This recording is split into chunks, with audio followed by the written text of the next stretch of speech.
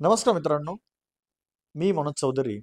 आज पुन्हा एकदा एका नवीन पुस्तकाबद्दल बोलतोय आणि पुस्तकाचं नाव आहे भारतीय जनता पक्षाचे विजय दौडघोड.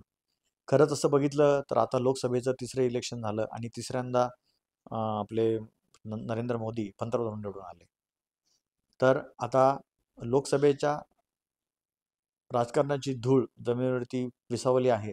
पण पुन्हा एकदा महाराष्ट्रामध्ये विधानसभेचं बिगुल वाजेल आणि यावेळेस पुन्हा विधानसभेमध्ये सरकार कोणाचं येतं? उद्धव ठाकरेंचं येतं, महायुतीचं येतं की महाविकास आघाडीचं येतं?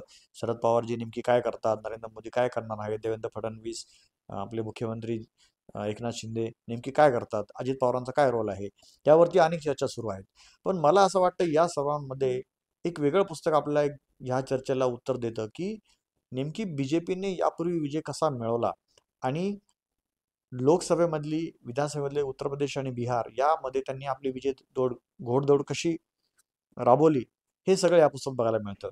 या पुस्तकाचं नाव आहे भारतीय जनता पक्षाची विजय दौडघोड. प्रशांत झा यांनी लिहिलेलं पुस्तक आणि विशेष म्हणजे योगेंद्र यादव जे आपचे एकेकाळचे कार्यकर्ते होते आणि ज्यांचा अतिशय सुंदर अभ्यास आहे राजकारणामध्ये, ही इज अ सायकोलॉजिस्ट. त्यांनी लिहिलेल्या या पुस्तकामध्ये अनेक खूप सुंदर मुद्द्यांना स्पर्श केलेला आहे. मुळात बीजेपी भारतीय जनता पार्टी ही ब्राह्मण बन्या पार्टी म्हणून प्रसिद्ध होती.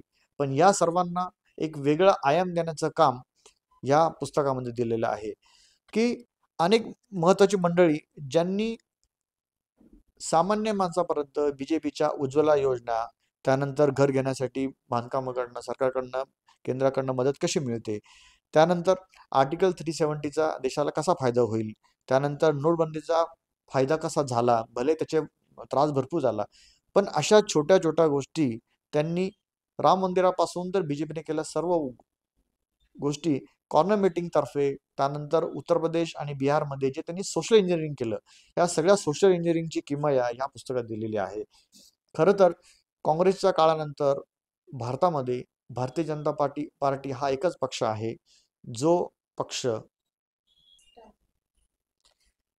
तर आपण जे म्हणत होतो की एक बनिया आणि ब्राह्मण पार्टी म्हणून प्रसिद्ध झाल्या भारतीय जनता पक्षाला एक सामान्य माणसापर्यंत नेण्याचं काम एक सोशल इंजिनिअरिंगचा जो प्रयोग केला होता सुनील बन्सल आणि अमित शाह यांनी, त्या प्रयोगामध्ये गोविंदाचार्यांनी खूप सुंदर मार्गदर्शन केलं आणि खऱ्या अर्थाने भारतीय जनता पार्टीची घोडदौड बिहार आणि उत्तर प्रदेश सारख्या राज्यातून सुद्धा सुरुवात झाली.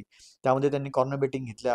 नोटबंदी झाल्यानंतर जरी लोकांना कष्ट झाले पण त्याचा फायदा कसा होईल हे त्यांनी सामान्य जनतेला पटवून दिलं आणि या सर्व गोष्टींचा अतिशय सुंदर उहापोह या पुस्तकात दिलेला आहे. प्रशांत झा या लेखकाचं मी खरोखर अभिनंदन करतो की त्यांनी जे मूळ पुस्तक लिहिलं आहे, पुस्तकाचं नाव आहे हाऊ द बीजेपी विन्स आणि भारतीय जनता पक्षाच्या ज्या वेगवेगळ्या प्रयोगांचं कौतुक त्यांनी केलं. त्यानंतर काही ठिकाणी त्यांनी छोट्या छोट्या गोष्टीमध्ये भारतीय पक्षाच्या चुका कशा झाला ते पण त्यांनी दाखवून दिलेलं आहे. पण मी ह्या सगळ्या पुस्तकाकडे किंवा भारतीय जनता पक्षाच्या यशाकडे मी एक वेगळ्या नजरेने बघतो, ॲज अ वाचक म्हणून बघतो. आपल्याला फक्त राजकारणामध्ये इंटरेस्ट असो किंवा नसो, पण मी असं बघतो की ही एक केस स्टडी आहे आणि भारतीय जनता पार्टीने ज्या पद्धतीने एक वेगळ्या विचाराने सोशल इंजिनिअरिंग करून त्या काळामध्ये यश मिळवलं होतं पहिल्या आणि दुसऱ्या लोकसभेच्या इलेक्शनमध्ये आणि आताही त्यांचं यश बऱ्यापैकी वाखाणण्याजोगं आहे. जरी त्यांना 400 सीट मिळाल्या नसल्या तरी पण आज एनडीए आघाडी ही बहुमताने आज राजकारणामध्ये आलेली आहे आणि येणारा काळच ठरवेल की महाराष्ट्राच्या विधानसभेमध्ये काय होतं.